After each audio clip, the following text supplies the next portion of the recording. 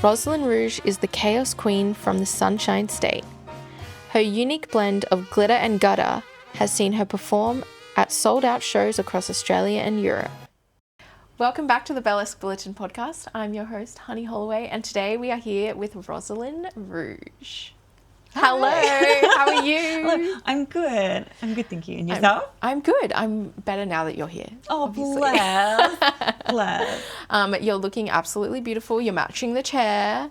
That's it's a right. vibe. I just want to blend in. There's no stage tonight, so I'm just sort of like, we'll just become one with the environment and see what blossoms. I especially love your necklace and your earrings. Thank you very much. This is so my vibe. Recent purchase. Oh, really? Yeah. Where from? A very cheap internet situation. Excellent. This was one of those, when you just sort of okay, I've got the costume and I've got the bra and I've got the shoes and missing the accents and so this was a very quick purchase that turned out well. It looks stunning. Looks expensive. Thank you. It's not. I think this is $4. Love it. But it's fine. That's my kind of expensive. I'll get my money's worth out of it for sure. So before we get into the burlesque questions, I love to ask everyone what their zodiac sign is, if you know. I do. It's Aquarius. Okay, and do you know? Does that surprise you? It does a little bit, but I'll tell you something. Aquarius for me is always hard to pin down. I have so many different friends that are Aquariuses, but they're all so different. Mm-hmm. And so I feel like there's never a typical Aquarius, and I feel like that's very Aquarius to say.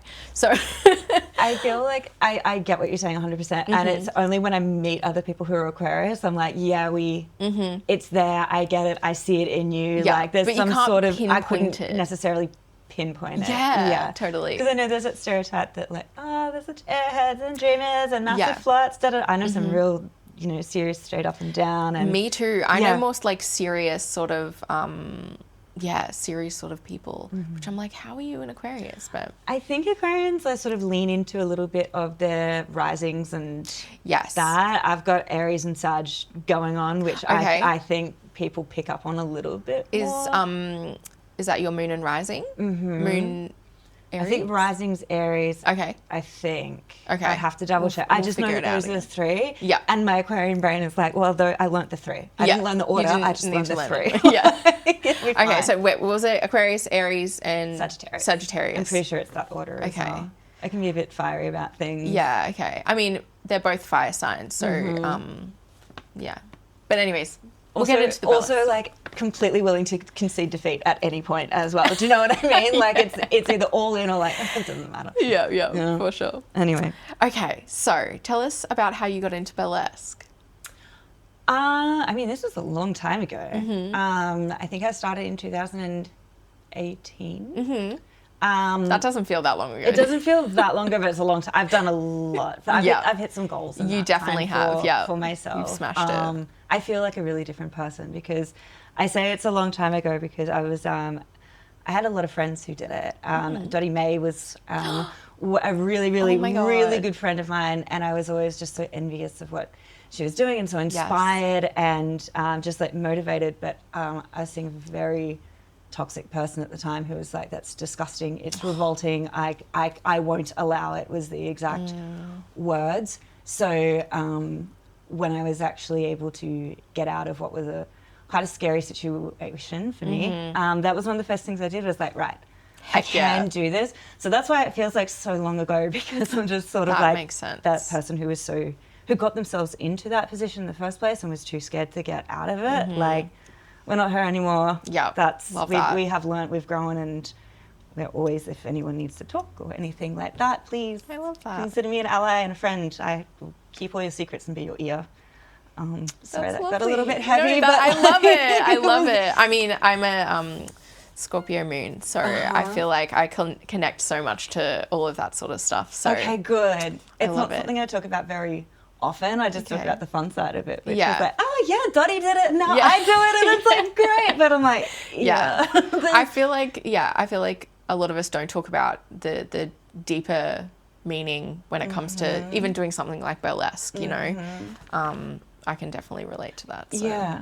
It's such once you start doing it, it is so liberating and powerful, and you realize that it's so much more than just like a sparkly costume and a pretty routine or a fun routine or a silly routine. There's just so much in it.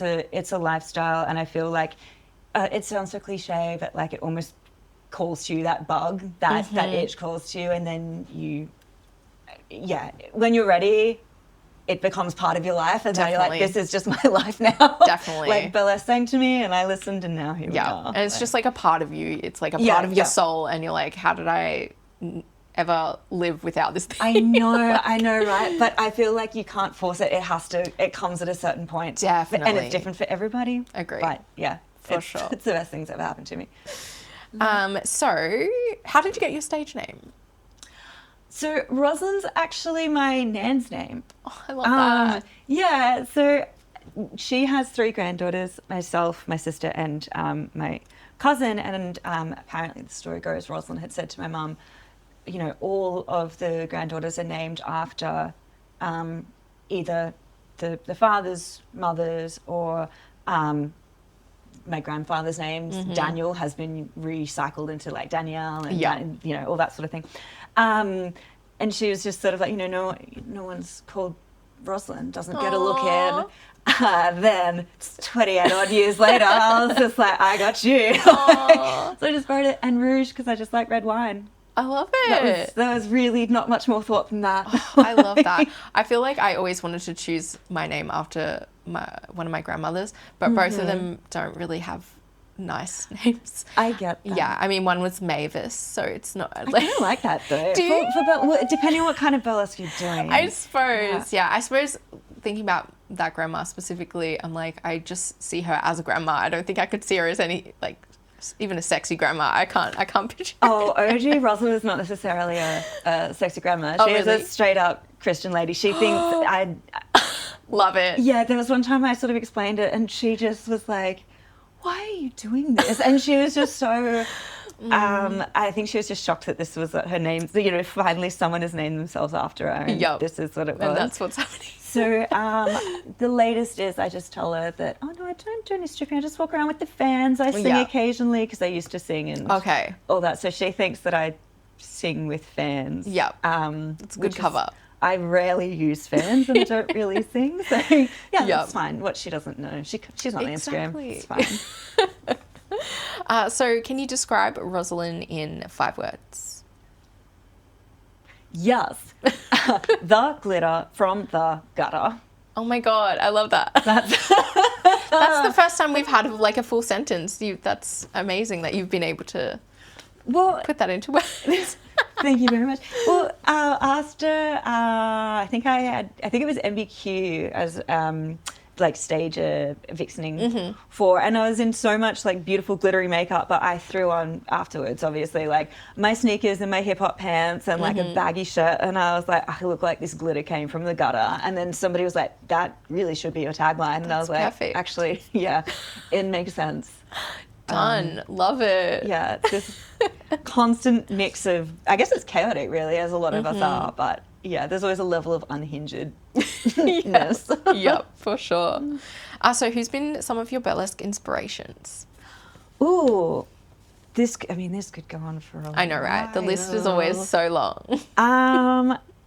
There is, at home, a lot of people, I suppose. Martini McFly comes to mind very quickly, which I'm sure a lot of people say that. Like, Martini is... She's amazing. So iconic. And such a beautiful person. I know. Like, I absolutely love her.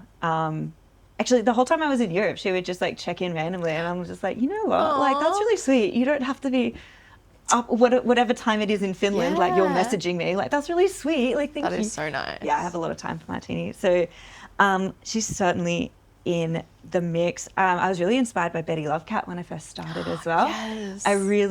It was just a different style of burlesque that, you know, I hadn't really seen presented in that Betty Lovecat way. And she just so owned and claimed her space. Atlas Gray is one of my best friends and has always been a big inspiration. She was the reason I started going to ballet and then to jazz classes. And that has been a huge turning point in how I move and the routines I put together. Yeah. And then, Jamie Displays, not technically burlesque, but just inspirational full stop. And then there's so many people overseas that are just, Roslyn is amazing. Fifi LaRue is amazing. Simone Noir, Mr. Victor Victoria. Like, my list is just like, how long have you got? I just love all these people. Yes. You just need to get on the internet. Eliza Light, who I've never met, but like, I wish I could. Betty Bombshell, who the one time she booked me in Red Light Confidential, she wasn't actually at the show. Damn it. And I was like, no. But one day. It'll happen. Oh yeah, 100%. One day. Yeah, list is huge. Yeah, love it. So what's your creative process? Oh, Is it chaotic? It's so chaotic. It sort of starts with generally a song, I think, comes... No, 100% not true. You know what? It varies. Sometimes you hear... Like, I just did a classic-inspired act on the weekend because I heard this song when I was overseas that I was just like, it's just telling me that I need to do it. I can see the story in this, I can see the costume, I can see everything, and I need to start working on this to make it happen. So that's how that started. And then there's other acts where I'm like, okay, so just for no apparent reason, I want to do this and have this kind of costume, and now I need to find a song that works. So it's a lot of research and trial and error, but it's sort of like pulling a thread from a sweater, you know, like... That's a perfect analogy. There we go. Yeah. Words. You can cut out all the other blabbering that I did and just get to, it's like pulling a thread from a sweater, because it is. There's one thing that I'm like, I need to follow this. Yeah, once you get that one thing, it all falls into place. That's just it. It's like, I need to make this make sense. And there's going to be some knots along the way, but we'll get through it. Yeah. Love it. So, do you have any pre-show routines or rituals? I stretch way too early and then spend the rest of the time panicking that I'm no longer warm. Yes. So that's I struggle with this, trying to find the right time to start, because I always feel a bit awkward, like taking up too much space if I'm, backstage and stuff. That's why I quite often stretch once I'm like, I do a base level of makeup at home and then do all like the accessorizing and extra glitter and stones and stuff there. But I do a big stretch and then generally throw on track pants. I show up in like track pants and Uggs to stay as warm as possible so that I'm not there taking up too much space. Other than that, it's a case of I intentionally very lazily walk through the song backstage in the routine because I don't want to go all out backstage and exert myself. I just want to be like, I know this, this goes here, like that's fine. It's about trying to have as much fun as possible. That's what Frenchie Darling told me. She said, every time you go on stage, you need to ask yourself, how much more fun can I have than the last time I did that? So many people have that quote in their mind because it's such a good one. We love you, Frankie. We love you, Frenchie. We love you, Frenchie. But actually, Frenchie's straight up there with one of my big inspirations. Of course. But yeah, every time I've had my like awkward stretch and then very lazy run through, it's just like deep breath and just go into, I call it the white space. Everything is just like blank, white. I'm focused on nothing other than having fun. I don't know what's happening around me. And then 3 minutes have passed. I'm half naked. Hopefully my pasties have stayed on. Woo! That's that. Yep. Love it. So what's been a highlight throughout your burlesque journey? I mean, there are a lot. But it's only sort of within the last 2 years that I feel like my career has sort of started to climb a little bit in the direction that I want to go. I have some goals that I want to kick, and now I'm like, oh, it's happening. She's finally found that. She's finally found the steps. So going overseas was amazing. So I did Sweet Finish Burlesque, and then I did Oslo Burlesque Festival, and then have pretty much been on a good trajectory since then. I've got started lined up for next year already, which is really exciting.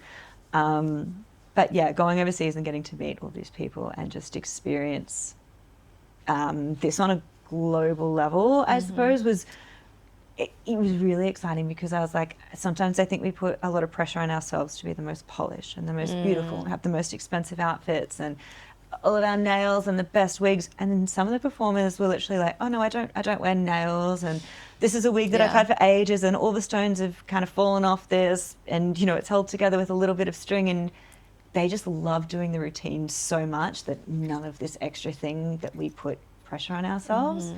Does that make sense? Like 100% does, yeah. So raw and so genuine. And it's like, this is why you get booked over and over and over, and this is why I've followed you for so long, is not because it's the most flawless routine. A lot of them were, but like it's not. It's nothing other than sheer joy, and that was so beautiful to see. I love that. Yeah, so that's changed my outlook. I'm like, oh, I just want to do the things that I love. Yeah, 100%. Because why not? So what's been some of the not so great moments, or maybe some malfunctions? I've had routines that I really thought would work that didn't, of course. I think we all have. I've had things go wrong. I've had shoes break on stage. I've had everything fall off. I've had shows, you know, that were maybe sort of pitched a certain way, and then like, this is not exactly what we thought it was going to be. But that was in the very early days, sort of before I found my footing. Actually, I won't tell that story. But it was, I had some criticism early on that I was such a bad dancer that I would never make it in burlesque. My God. So I did nearly quit. No. I nearly quit very early on. But look at you now. Yeah. And if you listen to that. Yeah. Well, the people who counteracted that negative feedback, like, they know. I tell them all the time, and I'm so grateful that they're in my lives, and we all support each other. And just don't listen to the haters. Just do what makes you happy. 100%. So what's a surprising lesson you've had to learn, or a challenge that you've had to overcome? Oh, that you don't have to be a great dancer to be a good burlesque performer. Yeah. However, it really doesn't hurt to try different styles of dance to see what works for you.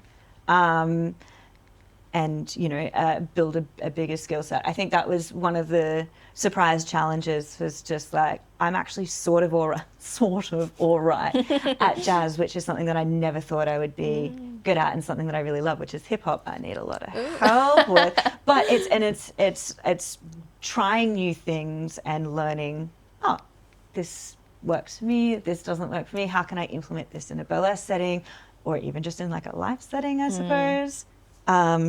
So yeah, I guess being open and being humble at the same time. Am I answering the question well? That made sense. That did make sense, definitely. I'm so sorry, I'm very tired.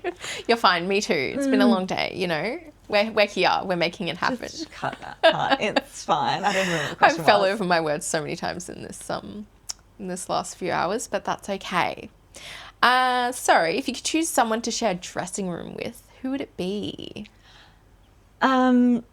Locally, it would be Atlas Gray and Frenchie Darling. Atlas is my best friend. She understands my process. We've performed together for so long now that it's just a no-brainer. And Frenchie's just like the silent third in that trio. I love that. Of chaos. And then, if I was going international again, Simone Noir and Fifi LaRue, we shared a booth together in Oslo, and that was just, that was like the perfect balance. Wow. So that was like America, Australia, and Ireland together, and we just, it was just so good. Put me with anyone, really. Like, it'll be fine. Yeah. You'll have a great time. If you could swap lives with anyone for a day, who would it be? I would swap my regular life with Roslyn. Oh, okay. Yeah. Like today, or like any day. So like I feel like when I get to do Roslyn, it's almost like for that evening and that time on stage, I do get to be a burlesque performer. If I'm doing like particular act, it might be a very, like the one I just did on the weekend, was very classic and elegant, and so I really found myself like leaning into that and moving in certain ways and just pretending I was this luxurious lady.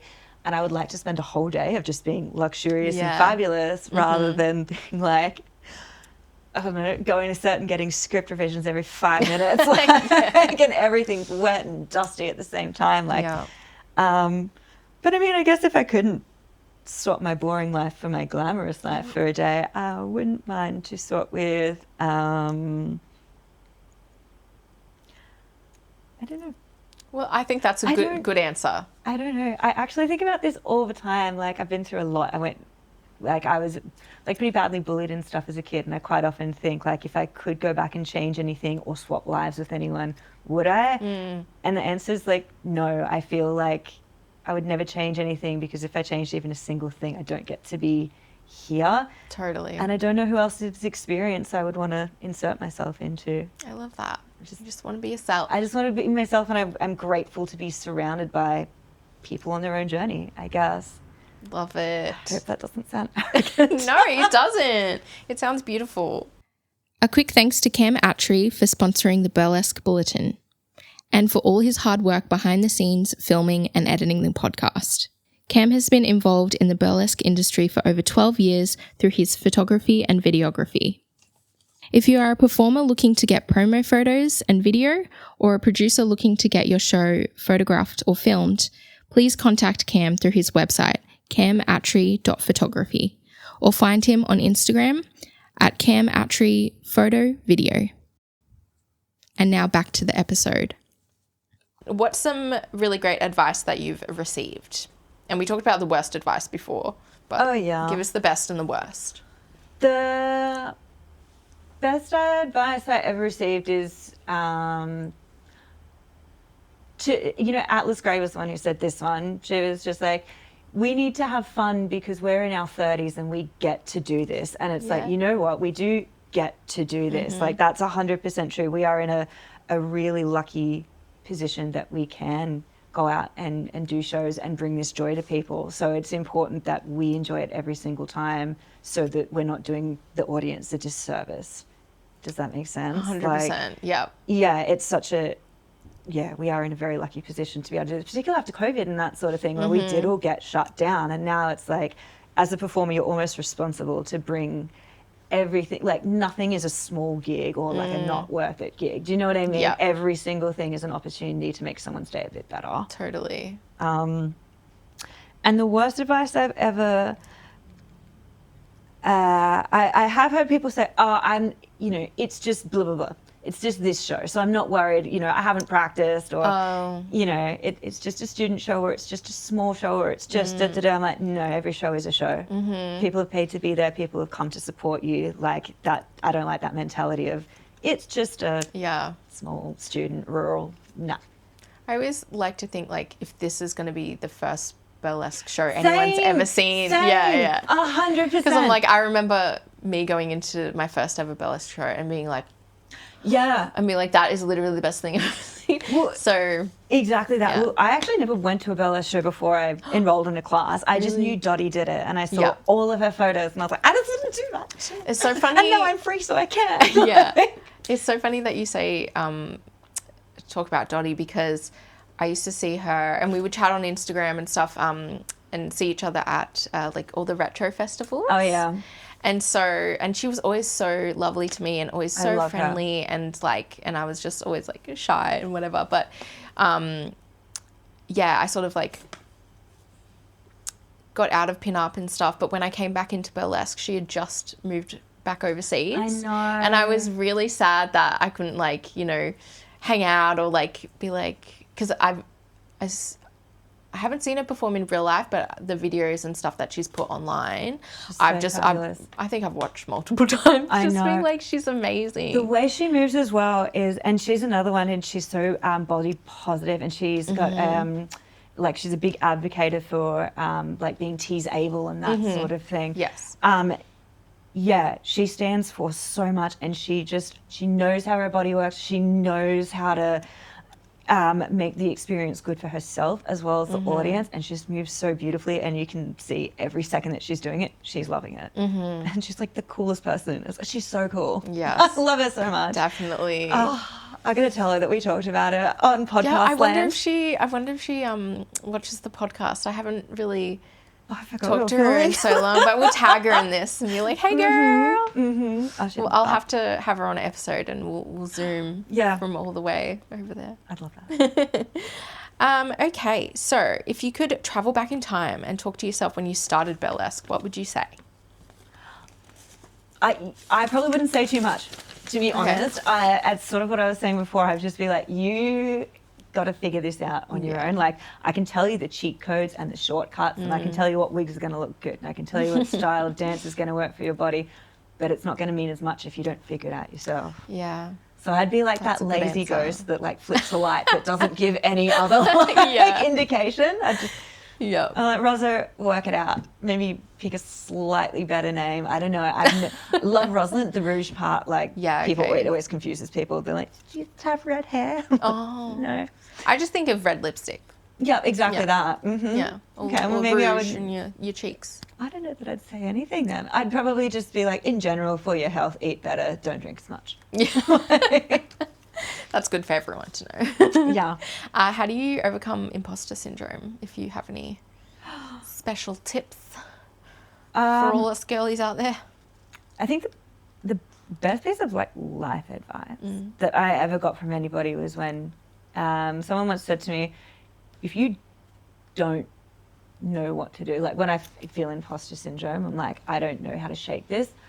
When you don't know what to do, ask yourself what you would say if somebody else was asking you the same question, which is a bit to unpack. But I go, okay, I feel like this. If somebody came to me and said, I feel this way, the advice that I give would be da, da, da, da, da, and then follow that. Does that... That makes sense. It's a bit of a like, if you're listening to this at home, you might have to go back and play it a few times. But yeah, but I just try and stay calm and just think, you know, if somebody said to me, I'm feeling imposter syndrome, I would say to them, it's okay. You deserve to be here. You know, you are worthy of the stage time. You know, these people support you. So just go out and try and make the most of it, I suppose. And then that's the advice that I would follow. It's like when like a friend comes to you or something and they're like, I'm feeling this way. You just tell them all the good things about them, and then they're like, 100%. Oh, maybe I don't see it. But if you tell them, then they'll just like, at least hearing that will hopefully be able to change their mind and be like, oh, okay, if they think that, maybe I should think that. But it's the same. It's such a gamble. I get so much imposter syndrome though. Yeah, I think everyone does. It's overwhelming. Does. Yeah. Like, because you just sort of what I was saying before. I'm like, I'm just me going to set every day, and then all of a sudden I've got a different hair and different makeup and I'm a whole new person. And people see me in a different way, and it's sometimes like, I'm just me in this body. I don't see me how you see me, and now I've got to get on board with it real quick because I'm still in worker mode, not performer mode, you know? Yeah, for sure. So, what do you believe is your biggest strength when performing? Oh, I don't know. You don't know? I don't know. This is that imposter syndrome. Yeah, there it is. So I'm like, I don't know. I think I know how to serve a good time. I think. I could be wrong though. I agree. The first time I ever saw you perform in real life was the Spider-Man. Oh yeah. At Mystical Menagerie. I love that show. That was one of my favorite shows of all time. That was my first show. Yeah. Oh, amazing. Okay, that was a good one. Yeah. Yeah. And Mystique Muse is amazing. I love. She was on the first episode because she is a huge part of how I got back into burlesque. Oh, no way. Anyways, yes, I loved those shows, and I'm really sad that, you know, it's not a thing anymore. I know. Hopefully she at least brings it to Melbourne because she's down there now. But seeing you do this, do you call it a Spider-Man? Like, there's no other name for it. Okay, Spider Person. I just thought that was so creative, and I think, I think when you go into a themed show like that, you kind of have expectations of like, oh, it's Spider-Man, so they might do this or they might do this, you know? But you completely, I was just like, oh my God, that's such a good idea. Oh yeah, it was amazing. And then the little silk fans. The fans were spiderweb. I was like, oh, that's brilliant. So that act I'd put together for another show because basically someone had said have you got a theme for this like show, and I was like, I could do this, and I'd bought all the stuff, and then they emailed me and they were just like, due to the high level of applications, like we can't accept you. And I was like, oh damn, I was under the impression that you specifically asked me for this. But okay, that's fine. And I was like, oh, well, I've already got it now. Yeah. So Alt came along, and I was like, because I've already done this, I might as well just do it for Alt. I didn't expect it to go anywhere. I just wanted to do it on stage, and then like I pretty much just did it for a year straight. Oh wow. It got booked so much, and this year I was like, I hadn't put it forward to anything, and I was like, I wonder if I can go a whole year without doing this act. And then on the weekend at the 11th hour, someone was like, can you give us Spider-Man? I was like, no, I mean, I can, but like, it's not that I dislike it. I've just done it so much now that it's that's like, fair. Maybe just bring it out for like special occasions. I think that's it. It just needs some time to simmer. Yeah. Because I think that happens with all acts, particularly ones you do a lot. It's not like you hate them and you never want to do them again. It's like, I just need a break from it. Yeah, you just need to miss it. I just need to, that's it. I need to miss it. Yeah. For sure. Anyway, thank you for the Spider-Man feedback. You're welcome. So what's some of your weaknesses that you would like to work on? I mean, there's so many. I would like to be more confident in what my body can and can't do. My hips are not great. There's like a bit of an impingement there, so I get very nervous before I have to do like a kick or a split or something like that. And quite often the photos that I get of me being like, so it's just being aware of my body's limitations, and sometimes because of like said pretty much impingement, sometimes it's very painful, and I don't want to put myself in a position where I'm like hobbling around the next day.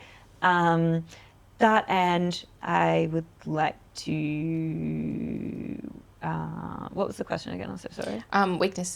Weaknesses. Yeah, stuff you want to work on. I want to work on getting out of my comfort zone, for sure. So first of all, like being more aware of my body and treating it better, as I said, and also getting more out of my comfort zone, like exploring different styles and applying for things that I wouldn't necessarily normally apply for, and just getting out of the comfort zone, whatever that looks like at the time, which will be something different. My comfort zone changes quite frequently.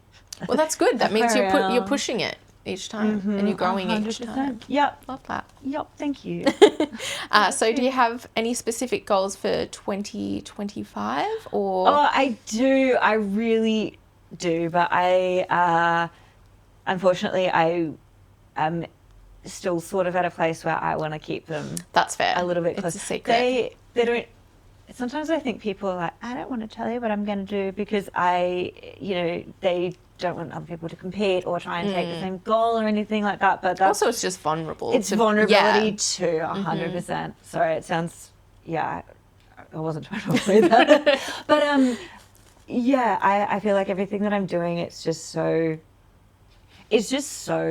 Roslyn goals. They're just Roslyn goals. They don't really affect anybody in any other way. And some of them are really small, but they're things that like I just want to say, I did that. Heck yeah. I did that, or I'm not afraid of that anymore. Like some are small, some are big. Love it. Well, I'm excited to find out. Yeah, I might at the end of next year just do like a little checklist of. Yeah. Have you ever done a vision board? Oh my gosh, my screensaver is my vision board. Yes, I love I that. also have it printed out on my wall, like with all of our like prop reference and stuff, and right in the middle is my vision board. Yeah. Love it. I love that. Yeah, I love doing a vision board every single year and then looking at it and being like, oh shit, I did that. Oh, heck yeah. 100%. Yeah. 100%. Love it. Okay, we're going to play a game. Okay, please. Are you ready? It's called This or That. You just choose your favourite. Okay. Rhinestones or feathers? Rhinestones. I'm not a big feathers person. Okay. Yeah, for like the animal reason. Oh yeah, that's I have feather fans, and I have a feather boa, and I have feather pieces. They've all either been gift or repurposed though. Yeah. But yeah, that's I really good. love the vegan movement that people are going down. I'm not saying don't get feathers. Yeah, it's I have heaps of feathers. It's hard to balance that like love for history and like everything like that, and then also it's so hard. The animals. I'm sorry. It's so hard. But yes, if I had to pick, stones, and C string or G string? G string. Neo or classic? You know what? Prior to Yeah, okay. It's still gonna be neo, but I'm entering a bit of a classic era at the moment. Love it. Yeah. Boa or feather fans? Boa. A vegan boa. No, it doesn't have to be vegan. I have both. Yeah. I suck at feather fans, I will say. I'm great They're at... so heavy. I'm okay at silks. Silks I'm really comfortable with. Feather fans, I wanted to love them so much. Yeah. And I started... they're just not my favorite discipline. Yeah. Like I think I'm just like, I've got weak wrists anyway. It's so funny. I feel like a lot of people start burlesque and like, I want to do the feather fan, and some people absolutely slay it and kill. Like Violetta Harletta is like the queen of Brisbane feather fans. Literally. For sure, and I love watching her do it, but do I want to go home and practice to get good like her? No, not really. Yep. So, you just get discouraged. You're like, oh, she makes it look so flawless. I just want to celebrate her and be like, I will stand holding mine in like a little peacock behind you. And that will be enough. Your moment, baby. All right. Sorry, I keep interrupting. No, you're fine. You're allowed. Lace or leather? I don't like either. Really? Yeah. Oh, okay. I guess leather. Okay. Yeah. Why do you hate lace? I don't know. A lot of it has like these awkward floral prints and stuff that don't, like real vintage lace I'm into, but some of like the newer repro, I don't know. A lot of it as well, if you're going to use lace, then you have to have something else underneath it. And it just becomes this level of effort. But then leather's really hot. So for me personally, neither. That is totally fair. Okay, tassels or assels? Well, both, actually. Probably assels. I have a better bum than I do boobs, so I guess assels. Diamonds or pearls? Diamonds. Drag or burlesque? Well, to perform burlesque, to watch both. Yep. Like I celebrate all art, like, and performance art as well, and I really love like experimental and. I think Galore does a lot of like cirque and experimental shows. I'm so about that as well. It's in its own category and it's sick. Heck yeah. So into it. Stocking peels or stripper heels? Stripper heels. Okay. I've never done a stocking peel. Really? Uh-huh. I feel like you would be really good at it. I've never even done a class with a stocking peel in it. You should do it. You should do it. That'll be 2025. I know how to do it. Like, I'm in theory. I'm aware of the... In your imagination. I'm aware of the logistics, but I've never done a class. Okay. Or done a stocking peel. Okay. Big stage show or intimate bar show? Intimate bar. Okay. Intimate bar. Both are good though. Yeah. Cabaret or comedy? Again, probably cabaret, but only because I'm starting to experiment with... it's the gateway into classic, isn't it? Yeah. So the singing you said you did before, is it like that sort of style or? Girl, I moved down to Brisbane to try and make it as like a folk pop artist. No way. Yeah. Didn't succeed. I could totally see you on an album cover though. It's like... Thank you very much. Actually, I've got some photos coming out soon that would look good for an album cover. It didn't go that way, but I moved down to do like Lisa Mitchell, Angus and Julia, that sort of like folk pop, I suppose. I love that. Indie, that's what we call it. Do you have any anything you could show me? Not right now. My guitar actually got stolen when my house got robbed a few years ago. Oh no, that's not good. If it wasn't the final sign that like this is not for you. I used to really enjoy writing songs, and I used to enter them into competitions and stuff. Oh, cool. And some of them did really well. I was featured on Triple J a few times. Wow. Or Double J. When that first launched. But, yeah. Wow. Oh, so many talents. Yeah. Listen, it's hard out there for singing, so. Oh God, yeah. Movies or a TV series? TV series. Have you got anything specific that you love? One that comes to mind? We just finished From. From? It's by the people who made Lost. Oh, yeah. So it's sort of like these people sort of find themselves in this strange, abandoned, very rural village, and at night these scary monsters come out and attack them, and it's sort of like a survival mystery. I like things that make you think.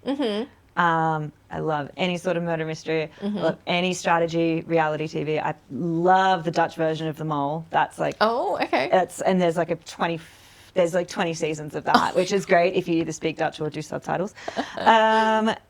Yeah, anything that's like ghosts, any mockumentaries. I don't know. I love anything where you have to think and plan ahead about what's happening. Okay, I love that.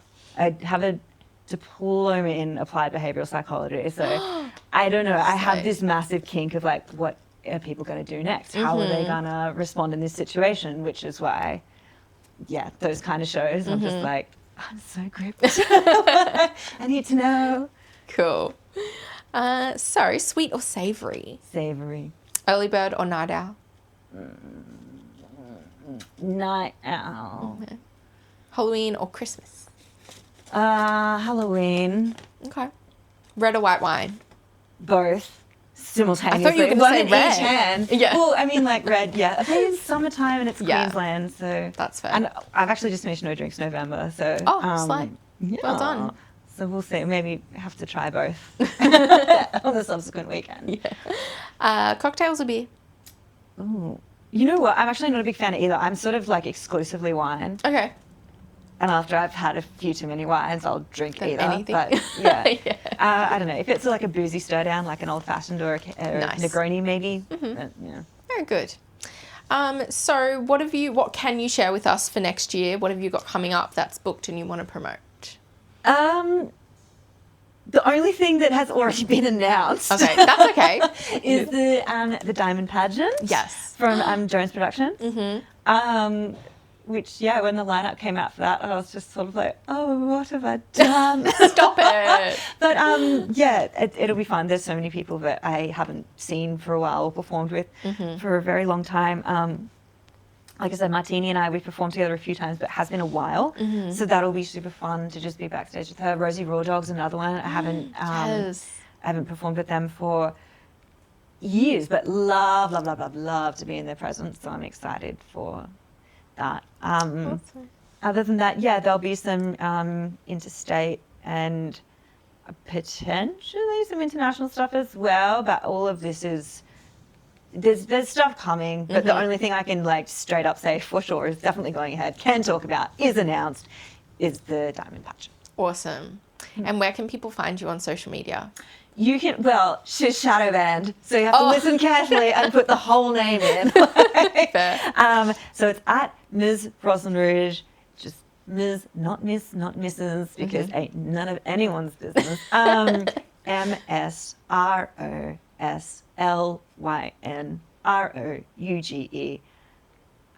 That's the Insta handle, Roslyn Rouge on Facebook, and not shadow banned on Facebook, but the profile is on, I think it's on private or close friends or something like that. So don't take it personally if it takes me a few days to respond to the friend request. Yeah.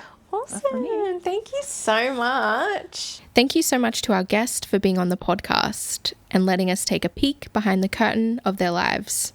Thanks for everyone joining us, and we will see you in our next episode.